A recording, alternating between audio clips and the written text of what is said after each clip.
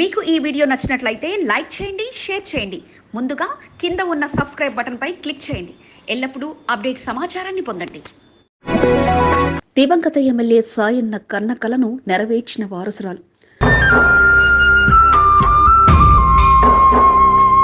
నిరుపేదలకు సేవ అందించాలన్న కలను నెరవేర్చకముందే కన్ను మూసింది. మాకు దారి చూపిన కాళ్ళు కట్టెల పాలాయేనా. నాడు ఆశపడ్డ నేతలంతా నేడు పాడెమోసి ఆమెతో ఉన్న రుణం తీర్చుకోగా, మా భుజము తట్టిన సేతులు బూడిదైపోయేనా. కోపతాపాలు వదిలి చివరి చూపుకు తరలి వచ్చారు. పోటీపడ్డ నేతలు తమ ప్రత్యర్థురాల్ని కోల్పోయామన్న బాధతో, దుఃఖ సాగరంతో కన్నీటి వీడ్కోలు పలకగా, నాడు సాయన్నకు జరిగిన అవమానానికి పునరావృతం కాకుండా ప్రభుత్వ లాంఛనాలతో వీడ్కోలు పలికింది. ఎంతో సేవ చేయాలన్న ఆశతో రాజకీయాల్లోకి అడుగుపెట్టిన యువ ఎమ్మెల్యే లాస్యానందిత జీవిత ఘట్టం నేటితో ముగిసిపోగా, నా చెల్లికి ఏమీ తెలియని అమాయకురాలంటూ ఆమె సోదరి గుండెలు అదిరేలా రోధిస్తుంటే అందరి మనసులను కలిచివేయగా, అభిమానంతో తరలివచ్చిన కంటోన్మెంట్ ప్రజానికం మధ్య కన్నీటి వీడ్కోలతో కంటోన్మెంట్ ఎమ్మెల్యే లాస్యానందిత అంత్యక్రియలు ముగిశాయి. అసలు లాస్యానందిత ప్రమాదం బారిన పడడం వెనక కారణాలేమిటి? లాస్య మృతిపై ప్రభుత్వ పెద్దలు తీసుకోబోతున్న నిర్ణయం ఏమిటి? Watch focus. మేలు కొలిపిన గొంతు గాడని దురపోయేనా.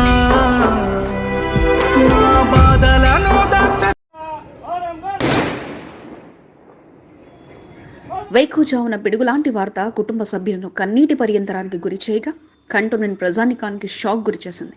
అసలు నమ్మలేకపోయిన ఆ వార్త నిజమే అని తేలడంతో అంతా శోక సముద్రంలో మునిగిపోయారు. 80 రోజులకు పైగా పాలనలో కంటోన్మెంట్ ప్రజానికానికి దగ్గరవుతూ, నవ్వుతూ నవ్విస్తూ కంటోన్మెంట్లో తిరిగిన ఆ ఎమ్మెల్యే లేరన్న వార్త అందరినీ ఉదయాన్నే కలిచివేసింది. వేకువజామున సమయంలో తన పర్సనల్ పిఏ ఆకాష్తో కలిసి కొత్త కారులో వస్తున్న సమయంలో పటాన్ చెరువు ఓఆర్ఆర్ వద్ద కారు ప్రమాదానికి గురైంది. వాహనం డ్రైవ్ చేస్తున్న ఆకాష్ తీవ్ర గాయాలు కాగా, లాస్యానందిత మాత్రం స్పాట్లోనే కన్నుమూసింది. వెంటనే ఫోన్ కాల్ రావడంతో పరుగులు అక్కడికి బయలుదేరిన నివేదిత చెల్లి మృతదేహం చూసి గుండెలు అదిరేలా రోధించింది. మాజీ మంత్రి హరీష్ రావుతో పాటు పలువురు వెంటనే ఆసుపత్రికి వెళ్లి ప్రమాదం జరిగిన తీరును తెలుసుకోగా, అక్కడి నుంచి భౌతిక కాయాన్ని పోస్టు మార్టం నిమిత్తం గాంధీ ఆసుపత్రికి తరలించారు. మాజీ మంత్రులు తలసాని, హరీష్ రావుతో పాటు ఆమె సన్నిహితంగా ఉన్న నాటి కార్పొరేటర్లతో పాటు పలువురు లాస్యానందిత కుటుంబ సభ్యులను పరామర్శించగా, మంత్రి కోమటిరెడ్డి వెంకటరెడ్డితో పాటు పలువురు లాస్య భౌతిక కాయానికి నివాళులర్పించారు.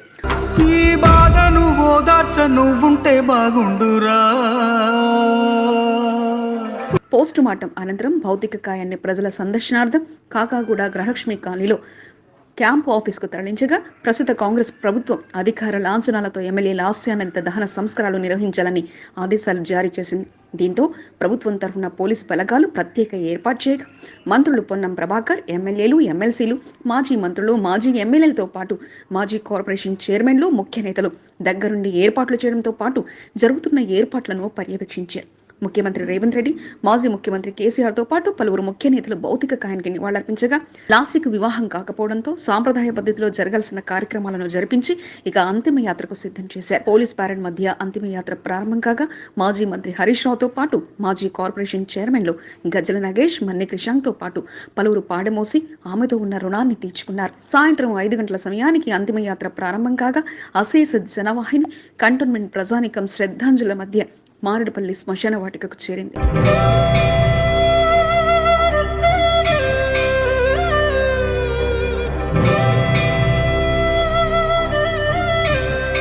శ్మశాన వాటికకు చేరుకోగానే పోలీసులు తమ పారెడ్ మధ్య వీడ్కోలు తెలిపే వాయిద్యాల మధ్య అంతిమయాత్రను నడిపించగా, చివరి చూపుతో పాటు చివరి పిలుపుతో లాస్యానందితను కుటుంబ సభ్యులు పిలిచి గుండెలో అదిరేలా రోధించారు. తన చెల్లికి ఏం తెలియదని ఆమె అమాయకురాలంటూ నివేదిత కంటతడి పెట్టగా, తన చెల్లెను తనకు దూరం చేయొద్దంటూ గుండెలు అదిరేలా రోధించగా, ఆ దృశ్యాలు చూసి అందరూ కంటతడి పెట్టగా ఆమెను ఆపడం ఎవరి తరం కాలేదు.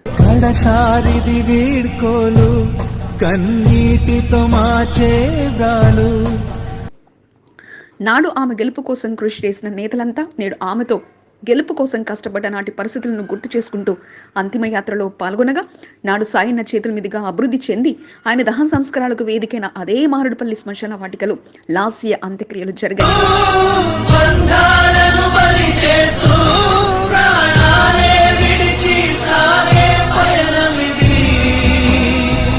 కుటుంబ సభ్యుల రోదనల మధ్య లాస్యకు కొడుకు వరుసైన పీయూష్ రాఘవ్ కుండపట్టి ముందుకు నడవగా, పోలీసుల గౌరవ వందన మధ్య చితిపై పెట్టారు.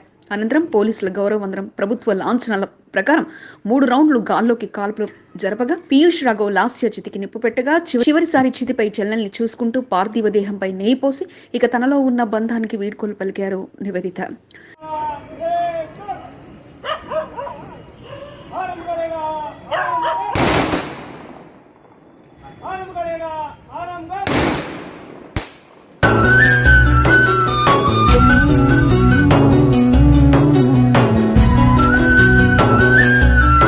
లాస్య నందిత మృతిపై పార్టీలకు అతీతంగా నేతలు, ప్రజా సంఘాల నాయకులు, సోషల్ వర్కర్లు ఘన నివాళులర్పించగా లాస్య స్థానంలో వారి కుటుంబ సభ్యులు ఎవరు వచ్చినా అందుకు ఏకగ్రీవంగా పోటీ లేకుండా అంగీకారం తెలుపుతామంటూ సూత్రప్రాయంగా కాంగ్రెస్ పెద్దలు, బీఆర్ఎస్ పార్టీ పెద్దలకు తెలియజేసినట్లుగా సమాచారం కాగా, ఎన్నో కలలు కానీ ఏదో చేయాలంటూ పరుగులు తీసిన లాస్య నందిత రాజకీయ శకం కాస్త నేటితో ముగిసిపోగా అశ్రు నివాళుల మధ్య దివంగత ఎమ్మెల్యే లాస్య నందికకు నివాళులు తెలియజేస్తుంది SCB news Telugu channel team. పాత్ర ముగిసేనా వల్లతో శూన్య పాత్ర మొదలయ్యేనా నీ నటనకు కన్నీటి సప్పట్లు కురిసేనా. గృహలక్ష్మి కాలనీలోని ఎమ్మెల్యే లాస్య నందిత కార్యాలయం వద్ద విషాద ఛాయలు నెలకొన్నాయి. లాస్య నందిత భౌతిక కాయాన్ని సందర్శనార్థం ఉంచారు. పార్టీలకు అతీతంగా ప్రజాప్రతినిధులు, పలు శాఖల అధికారులు లాస్య నందిత పార్థివ దేహానికి పూలమాలలు వేసి ఘన నివాళులర్పించారు. కంటోన్మెంట్ బోర్డు సిబ్బంది పార్టీ కార్యాలయం వద్ద ఏర్పాట్లను చేశారు. ముఖ్యమంత్రి రేవంత్ రెడ్డి లాస్య నందిత భౌతిక కాయానికి శ్రద్ధాంజలి ఘటించారు. ఆమె మరణం పట్ల విచారం వ్యక్తం చేశారు. మాజీ ముఖ్యమంత్రి కేసీఆర్ లాస్య నందిత పార్థివ దేహానికి పూలమాలలతో ఘన నివాళులర్పించి కుటుంబ సభ్యులను ఓదార్చారు. మంచి రాజకీయ భవిష్యత్తు ఉన్న ఎమ్మెల్యే లాస్య నందిత మృతి చెందడం తనను దిగ్భ్రాంతికి గురిచేసిందని మాజీ ముఖ్యమంత్రి కె చంద్రశేఖరరావు అన్నారు. రాష్ట్ర మంత్రులు పొన్నం ప్రభాకర్, కోమటిరెడ్డి వెంకటరెడ్డిలు లాస్య నందిత పార్థివ దేహానికి పుష్పగుచ్చాలతో ఘన నివాళులర్పించారు. ఆమె మృతి పట్ల విచారం వ్యక్తం చేశారు. ఎమ్మెల్యేలు హరీష్ రావు, తలసాని శ్రీనివాస్ యాదవ్, మల్లారెడ్డి, కాలేరు వెంకటేష్, పల్లం రాజేశ్వరరెడ్డిలతో పాటు పలువురు లాస్య నందిత భౌతిక కాయానికి నివాళులర్పించారు. ఎమ్మెల్యే పద్మారావు అందుబాటులో లేకపోవడంతో లాస్య నందిత మృతి పట్ల సంతాపం తెలుపుతూ ప్రకటన విడుదల చేశారు. ఆయన కుమారుడు రామేశ్వర్ లాస్య నందిత మృతదేహానికి నివాళులర్పించారు. ఎమ్మెల్సీ కవిత లాస్య నందిత కుటుంబ సభ్యులను, గీత, నివేదిత అనుభూతాలను ఓదార్చారు. లాస్య నందిత మృతదేహాన్ని చూసిన కవిత కన్నీటి పరితమయ్యారు. కార్పొరేషన్ మాజీ చైర్మన్ కృష్ణ, గజల నగేష్, ఎర్రోల శ్రీనివాసులు లాస్య నందిత కుటుంబ సభ్యులను ఓదార్చి లాస్య నందిత భౌతిక కాయానికి నివాళులర్పించారు. బీజేపీ నాయకుడు శ్రీ గణేష్, కాంగ్రెస్ నాయకురాలు వెన్నెల, బొల్లు కిషన్ తో పాటు పలువురు లాస్య నందిత భౌతిక కాయానికి నివాళులర్పించారు. కంటోన్మెంట్ బోర్డు డీఓ రోహిత్ తో పాటు బోర్డు అధికారులు ఎమ్మెల్యే లాస్య నందిత పార్థివ దేహానికి నివాళులర్పించారు. హరీష్ రావు, తలసాని శ్రీనివాస్ యాదవ్ దగ్గరుండి కార్యక్రమాలను పర్యవేక్షించారు. మోండా డివిజన్ కార్పొరేటర్ కొంతం దీపికా నరేష్ తో పాటు మాజీ ఎమ్మెల్యేలు, కంటోన్మెంట్ బోర్డు మాజీ సభ్యులు లాస్య నందిత మృతి పట్ల తీవ్ర దిగ్భ్రాంతిని వ్యక్తం చేశారు. ప్రమాదం నుండి అంతిమయాత్ర వరకు కంటోన్మెంట్ కు చెందిన బీఆర్ఎస్ నాయకులు, సామాజిక కార్యకర్తలు, సీనియర్ నాయకులు ఏర్పాట్లను పర్యవేక్షిస్తూ లాస్య నందిత అంతిమయాత్రలో పాల్గొన్నారు. లాస్య నందిత మృతి ప్రజాప్రతినిధులను కలిసివేసింది. ఎమ్మెల్యేగా గెలుపొందిన లాస్య నందితను అతి తక్కువ సమయంలోనే మృత్యు కబలించడం పట్ల విచారం వ్యక్తం చేశారు.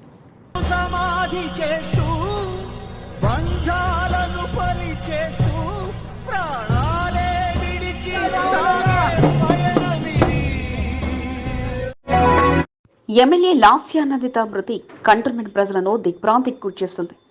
ఎప్పుడు చెలాకిగా ఉండే లాస్య నందిత ఇక లేరన్న వార్త తెలిసి గుండెలు అవిసేలా రోధించారు.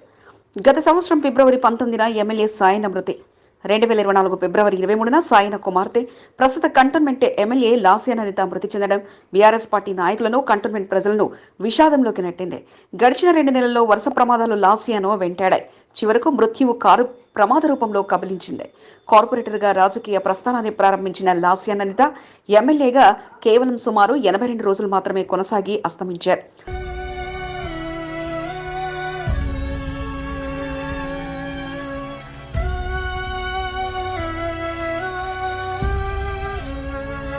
లాస్య నందిత మృతిని కంటోన్మెంట్ ప్రజలు జీర్ణించుకోలేకపోతున్నారు. కుటుంబ సభ్యుల రోదనలో మిన్నంటాయి. దివంగత ఎమ్మెల్యే సాయనకు 3 కుమార్తెలు, నమ్రత, నివేదిత, లాస్య నందిత. చిన్న కుమార్తె లాస్య నందిత అంటే సాయనకు అమితమైన ప్రేమ. తన రాజకీయ వారసురాలుగా తీర్చిదిద్దేందుకు సాయన్న లాస్య నందితను కార్పొరేటర్గా గెలిపించుకుని రాజకీయ మెలకువలను నేర్పారు. సాయన మరణం అనంతరం నివేదితను కంటోన్మెంట్ ఎమ్మెల్యేగా ప్రజలు చూడాలనుకున్నప్పటికీ తండ్రి కోరికను తీర్చాలనే సంకల్పంతో నివేదిత చెల్లెలు లాస్య నందితను ఎమ్మెల్యే అభ్యర్థిగా రంగంలోకి దింపి గెలిపించుకోవడంలో కీలక భూమిక పోషించారు. 3 అక్కా చెల్లెలు సైతం ప్రాణానికి ప్రాణంగా ఉండేవారు. నివేదిత, లాస్య నందిత ఒకరిని విడిచి ఒకరు ఉండేవారు కాదు. చెల్లెలు తనను వదిలి కానరాని లోకాలకు పోవడంతో నివేదిత రోదనలు అక్కడున్న వారిని కంటతడి పెట్టించాయి.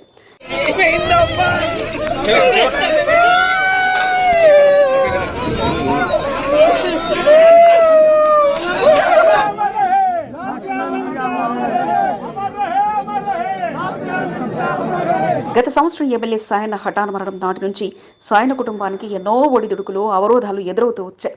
ఇంటిలో 3 మహిళలు కావడంతో లాస్య, నందిత, నివేదితలు అన్ని చక్కదిద్దుకుంటూ ఒడిదుడుకులను అధిగమిస్తూ గుండె ధైర్యంతో ముందుకు సాగారు. సాయన్న మరణం అనంతరం ఎమ్మెల్యే సీటు వస్తుందో రాదో అన్న ఉత్కంఠను ఎదుర్కొన్నారు. అప్పటి ముఖ్యమంత్రి కేసీఆర్ కంటోన్మెంట్ అభ్యర్థిగా లాస్య నందితను ప్రకటించడంతో ఇక గెలుపుపై దృష్టి పెట్టారు. కంటోన్మెంట్లో బీఆర్ఎస్ నేతల మధ్య ఆధిపత్య పోరుతో ఒకరిపై ఒకరు విమర్శలు చేసుకుంటూ అలకపాన్ పెక్కారు. అటువంటి గడ్డు పరిస్థితిని సైతం ఎదుర్కొంటూ ఎన్నికల గెలుపు కొరకు ప్రణాళికలతో ముందుకు సాగారు. ఎన్నికల చివరి క్షణాల్లో లాస్య నందిత కుటుంబం అనుభవించిన వేధింపులు అంతా ఇంత కాదు. గెలుపు అనంతరం లాస్య నందిత కన్నిటితో సమాధానం చెప్పారు.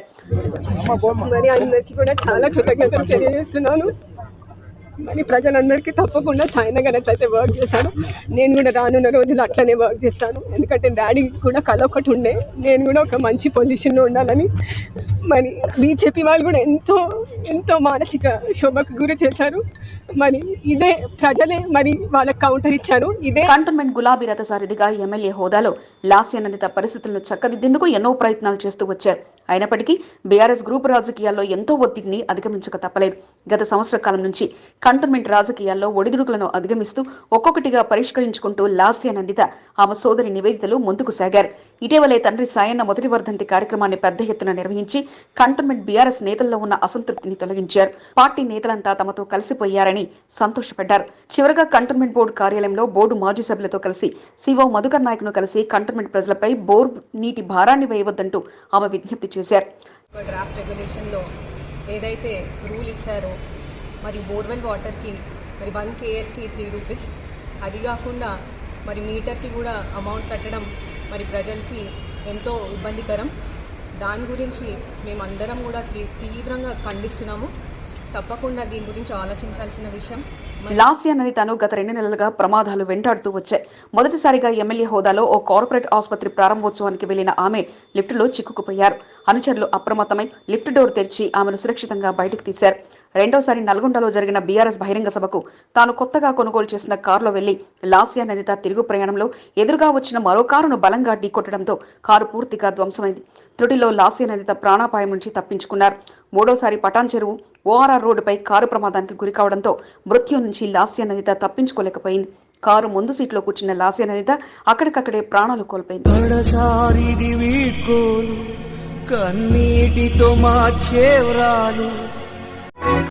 లాస్య నందితది సరదాగా ఉండాలనుకునే వ్యక్తిత్వం. 2016లో కవాడిగూడ కార్పొరేటర్గా గెలుపొందిన లాస్య నందిత తండ్రి కోరిక మేరకు రాజకీయాల్లో చురుగ్గా పాల్గొంటూ వచ్చారు.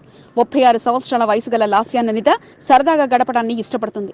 నాటి నుంచి నేటి వరకు తన వెంట ఎవరూ లేకుండా తనకిష్టమైన ఆహార పదార్థాలను తినేందుకు ఇష్టపడుతుండేది. ఎమ్మెల్యే హోదాలో రోడ్లపై ఎక్కువగా రెస్టారెంట్లో కనిపిస్తే బాగుండదని పలువురు చెప్పడంతో బయటకు వెళ్లినప్పుడు తనకిష్టమైన రెస్టారెంట్కి వెళ్లి ఆనందపడుతుండేది. రాత్రి సమయంలో టీ తాగడం ఎక్కువగా ఇష్టపడేదని ఆమె స్నేహితులు చెప్తున్నారు. శుక్రవారం తెల్లవారుజామున జరిగిన ప్రమాద సమయంలో సైతం ఓ రెస్టారెంట్ ఎందుకు వెళ్లేందుకు ప్రయాణమైన సమయంలో జరిగిందని సన్నిహితులు కన్నీరు మున్నీరవుతున్నారు. లాస్య నందిత సోదరి నమ్రతాలు ఓ శుభకార్యానికి వెళ్లి తెల్లవారుజామున కుకట్పల్లి నుంచి కార్ఖానాకు తిరుగు ప్రయాణమయ్యారు. నమ్రత మరో కారులో కార్ఖానాకు ఇంటికి చేరుకోగా లాస్య నందిత మరో కారులో పటాన్ చెరువు సంగారెడ్డికి వెళ్లేందుకు ప్రయాణమయ్యారు. ఇటీవలనే పీఏగా కొనసాగుతున్న ఆకాష్ కారు నడిపారు. ఔటర్ రింగ్ రోడ్డుపై ఊహించని ప్రమాదంతో లాస్య నందిత మృతి చెందగా ఆకాష్ ప్రాణాపాయ స్థితిలో ఆసుపత్రిలో చికిత్స పొందుతున్నారు.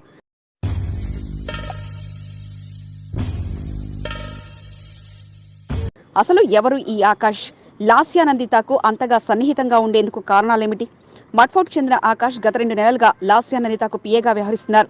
కారు డ్రైవింగ్ తో పాటు లాస్య నందిత కార్యక్రమాలను చూస్తూ ఫోటోగ్రఫీ, వీడియోగ్రఫీ తీయడంతో పాటు సోషల్ మీడియాను హ్యాండిల్ చేస్తున్నాడు. ఆకాష్ కు కానిస్టేబుల్ గా ఉద్యోగానికి సెలెక్ట్ అయ్యారు. త్వరలో కానిస్టేబుల్ గా జాయిన్ అవుతారని పలువురికి చెప్పినట్లు సమాచారం. కార్ఖానాకు సమీపంలో మడ్ఫోర్ట్ ఉండడంతో అత్యవసర సమయాల్లో వెనువెంటనే ఆకాష్ స్పందిస్తూ కార్ డ్రైవింగ్ చేస్తుండటంతో లాస్య నందిత ఆకాష్ కు ప్రాధాన్యత కల్పించారు. ఔటర్ రింగ్ రోడ్ లో జరిగిన ప్రమాదంలో ఆకాష్ కాళ్లు విరిగిపోగా తలకు తీవ్రమైన గాయాలై ప్రాణాపాయ స్థితిలో ఉన్నారు. సరదానే లాస్యానందిత ప్రాణం మీదికి తీసుకొచ్చిందని పలువురు ఆవేదన వ్యక్తం చేశారు. దివంగత ఎమ్మెల్యే సాయన్న ఫార్చునర్ కారులో ప్రయాణిస్తుండేవారు. సాయన్న మరణం అనంతరం కారును కొద్ది రోజులుగా లాస్యానందిత ఉపయోగించినప్పటికీ అసెంబ్లీ ఎన్నికల ముందు నూతనంగా XLX6 ను కారును కొనుగోలు చేశారు. ఆ కారులోనే ప్రయాణిస్తూ పలు కార్యక్రమాలకు హాజరవుతుండేవారు. ఎమ్మెల్యేగా గెలిచిన అనంతరం గత నెల ఫిబ్రవరిన మరో స్కార్పియో కారును కొనుగోలు చేశారు. నల్గొండ బహిరంగ సభకు వెళ్లి వస్తుండగా నూతనంగా కొనుగోలు చేసుకున్న స్కార్పియో కారు ప్రమాదానికి గురికాగా అంతకుముందు కొనుగోలు చేసిన కారును వాడుతుంటారు. కారు చిన్నది కావడంతో ఔటర్ రింగ్ రోడ్లో జరిగిన ప్రమాదంలో లాస్యానందిత అక్కడికక్కడే మృతి చెందడానికి కూడా ఒక కారణం. నాడు తండ్రి కారు వాడి ఉంటే ప్రమాదం జరిగి ఉండేది కాదని, ప్రమాదం జరిగినా సురక్షితంగా బయటపడే అవకాశాలు ఎక్కువగా ఉండేవని పలువురు అభిప్రాయపడుతున్నారు.